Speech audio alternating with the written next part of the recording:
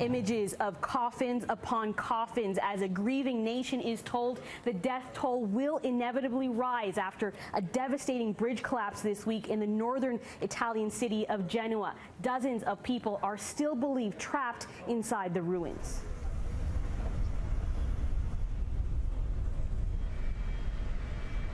Coffins carrying some of the victims who were on the bridge when it gave way during stormy weather on Tuesday were laid out in a hospital chapel today.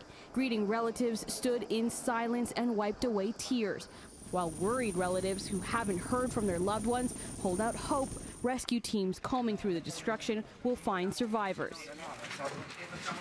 We have no signs of life currently. The regional fire chief says search operations will end when they are sure nobody is under the rubble, but he says previous cries for help have stopped. Meanwhile, the European Union is dismissing suggestions that its budget restraints prevented Italy from spending enough to keep its infrastructure safe.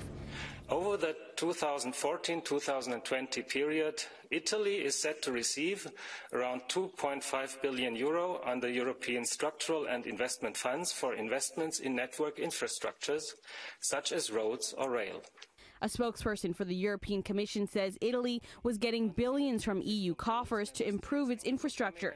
He says in April the Commission also cleared an investment plan that would enable some 8.5 billion euros to go towards Italian motorways.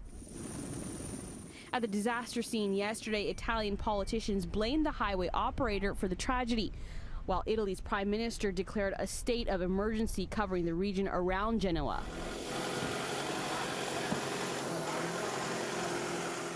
Italian authorities have evacuated hundreds of Genoa residents who live close to the rubble of jagged steel and concrete, with no clear idea of when or if they'll be allowed back into their homes. Officials have confirmed at least 36 people died in the collapse. A state funeral will take place in Genoa on Saturday.